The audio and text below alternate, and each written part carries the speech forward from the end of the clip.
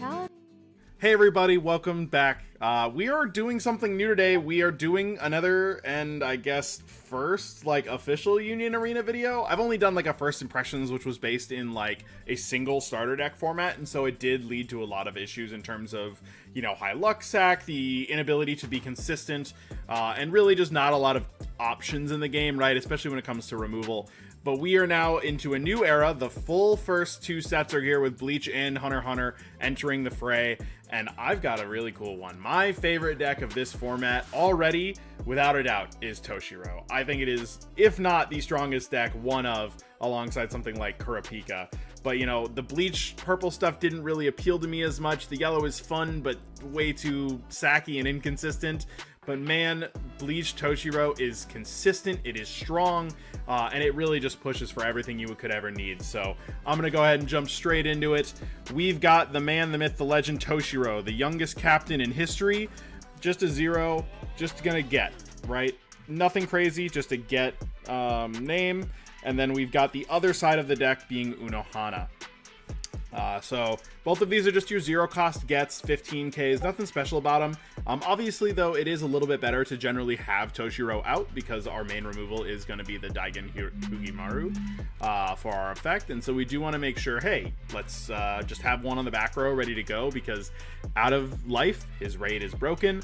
And then in addition to that, he does have the ability to actually just use it even if you're only on 4 and you're just like, all right, well, oh, but look at that. He's in the back row. Great name. Our last 0 cost is just 3 Isane. She's okay. I think she's best just making sure that you're pumping up certain attacks in the right position, right?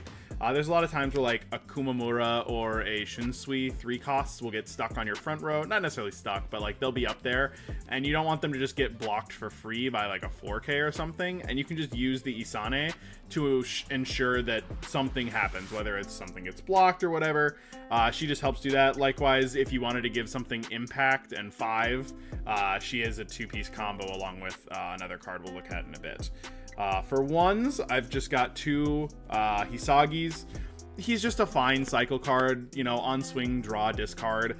I don't love that he doesn't have a trigger at all, and I think the deck is generally really consistent because there are so many names for the deck, and it has a lot of ways to continue to search and draw, but it is something where, you know what, maybe just a little bit more consistency will help, and it also helps cut down on the zeros a little bit. You're allowed to run a few less of them if you've got an extra 1 or 2 in the 1 slot. For 2s, we've got the Draw Unohana. Just another name, draws a card. I mean, that's about as good as it gets. This is a very common card to just play off of your 6 when you've already got an established board, and it's not necessarily about pushing for damage, and it's more about maintaining advantage. For our color trigger, we've got the other Toshiro Hitsugaya. The color trigger lets you play out any of these cards, as well as the last one, from your hand, just in active mode, which is really great. But more importantly, he's just a insanely well statted body on a good name. So he's a 3K as a 2. He's still got the trigger, and then in addition to that, he gets to a 35 if you have 6 or more other 13 court guard squad, which every card in the deck is a 13 court guard squad, so you're just able to constantly be a 2 energy 35, which is really, really efficient. And then our last 2 cost is just 2 Hiroko's, the Shinji. He's really solid at just closing games out of nowhere. So you can just have a 4K raid and then just be all right, well, yeah, you were going to get to block for game here, but Shinji make it into an impact. And the fact that he has an active trigger just really helps tighten up the deck. I think that triggers are really important since Union Arena is a really high luck and a high skill game. There are a lot of things that you need to do right to put yourself in positions where the lucky hits can actually win you the game. So I do think that that is very important. So that's it for our 2s, 1s, and 0s. So that's all your early game, right? Unfortunately, we don't have a draw discard or a 2 energy bouncer. I guess you could play the Nana, but I don't really like her very much. Or the Momo, I don't even know who it is. And then for our 3s, we've got a very simple package of 4 Komamuras, 4 Shinsuis, and the 1 Roju. I think it's Rose is what he goes by, but he's just there kind of to be the 9th double energy. He's not good, right? Occasionally he comes down to be a 2 cost, which is okay. that occasionally, like, if you're just playing against the right deck and it's like, all right, well, turn 1, 0, turn 2, 0, and him, just as an early 2. But honestly, at that point, I'd rather just be establishing, like, a Hitsugaya, or just drawing a card with an Unohana. So it's just a situational spot where you just want to make sure you have a 9th. That's more of a ratio thing than anything else. But these two are really strong. I think proper use of Shunsui and using your Toshiros is actually the biggest skill check of this deck. Making sure that you're using removal and Toshiros and establishing an early Shunsui to just poke for 2 damage really quickly is very important. I think he can be used really efficiently alongside those Isanes, right? Just pumping him up and being like, okay, now he's a 35. So if you don't have a rated card on board, or I killed the rated card, he's gonna deal 2 damage or get through and kill something. So your opponent's really, really incentivized to block. And then finally, you got the Komamura, who is the 2 cost 3k. He's got step, and I think that's what's really broken about him. Just having the ability to, like, play him early game as soon as you get to 3 energy up front when your opponent's probably not going to spend any removal, and then step back to set up for an Unohana play is just ridiculous. He's got an active trigger. Shunsui has a draw trigger. These are the bread and butter of, like, the core of any green deck right now in Bleach, and I think they're the reason that these decks function, because they're 2 energy sources, they have great triggers, they have good effects, and then when you just put in a little bit of work to make a good setup, you go really, really far and push for a lot of damage. For our SR suite, we've got 2 Kenpachi. This card, very mediocre to me. I think there's a world where there's some, like, super big Kenpachi deck that's playing 4 of this and 4 of the 5k attacker and 4 Yachiru to, like, restand everybody, but realistically, to me, this is just occasionally, like, you're at a board state where you only have 3 cards on your front line and your opponent has 3 and you just didn't have the ability to do something, and it can help remove, but it's really not a very good card to me. The impact can come up, but honestly, because he comes to the front line and rest, your opponent's always just going to target him with removal, so it doesn't usually end up happening. But, you know, he's got a draw as a trigger, so it's not like he's really, like, negative to include, and since occasionally Unohana can make him cost only 1, you can get a lot of effort and value out of him like that. And then we have the best card in the deck.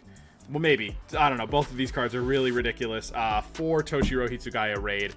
So he is a 4k, he's a 4-1, which means he's really efficient with just like a 2 and then a 1 and a 1, or a 2 and then whichever name you've got in your own back row. You're just able to consistently push up and immediately go, all right, right into Toshiro, and Toshiro himself will push for probably 2 damage every time he hits the board. Specifically as a 4k, he's really huge, and then when you get him out of your life, you can actually stun one of your opponent's cards for a really long time. Not only are you going to potentially get it to stun through a turn cycle, we're still kind of waiting on the ruling if next attack phase or end of their next attack phase means, like, if they attack and you raid, do you just stun through that one, or if it goes until the next one. But even still, he gets to, like, stun another card on their board and then come in as a 4k blocker to stop whatever 35 or less attack is coming in. He's super strong. Offensively, he basically always pushes for 1 damage and then either KOs something because he's a 4 or deals another damage himself. So it's just, this card is so good, guys. Not to mention that he's, like, the important name to have with the removal. Really, really efficient stuff. And then finally, for Unohana, this is the highest value card in the game. Just from a pure place, it'd be like this or Neon from the Hunter x Hunter green stuff. And it's just, you get to top 4 and you get to add the card to your hand, and then you don't even have to play that card. You can play a different 4 cost or less without playing its cost, and you're just like, okay, cool. So even if I'm blowing my whole turn, making 1 Unohana, putting like 2 energy in the back line, and then Unohana, you can still Toshiro over another thing. Like, you just get so much pressure and tempo from her. Since she's got the nice name, she's a big raid. She's so strong. I'm very impressed with her, like, just ability to keep the game going. And especially as, like, a mid-game tempo swing, there's not a lot of cards that beat her in terms of advantage and your ability to push and maintain a board. Not to mention the fact that she has, you know, both a 0 cost and a draw for her evolve targets, or her raid targets. That's about as good as it gets. And then we've got 4 Daigen Hirimaru and 4 Bankai. Removal at 5k, right? It hits anything in the game that isn't that is out right now. There's nothing that's bigger than 5k at this moment. And then it does have the ability to tap something and keep it tapped, I think, still through the next attack phase.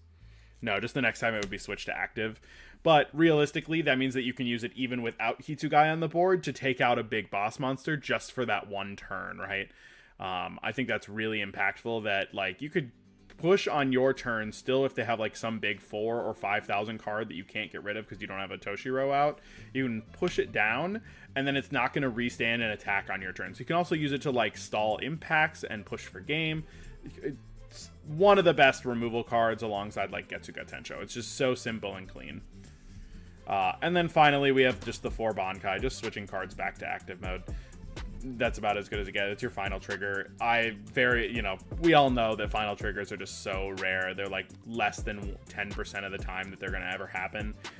But the ability to extend your turn when you already have access to really impactful cards like Kenpachi and Unohana and Toshiro means that you can have extremely huge tempo turns where you're just pushing for a lot of damage very quickly. Really simple stuff. I think this is, like I said, one of the best decks in the format, if not outright the best deck in the format. There's not a whole lot that I would change about the list at this point. Maybe some of the 0 costs. There are worlds where like you could play the Step Rangiku and just put her up immediately. But I find that since Toshiro is such a good mid-game card, like you can just play him the second you get to 3 because you probably have a lower cost Toshiro already out. You can just immediately stun for a turn and then get a damage through and not have to block an attack. Very efficient. I don't think the bouncers would ever be worth it because none of our 0 costs have any value to them, so it'd just be that you'd be replacing the board. There's a world where the Kisuke could come in just for more 2 costs energy, but I think the Rojiro having a 3k stat line could just be a little bit more relevant. And I think that'd be really about it. If you guys have any questions, feel free to ask down in the comments. I really am digging UA so much just because it's so different from every other card game I've ever played.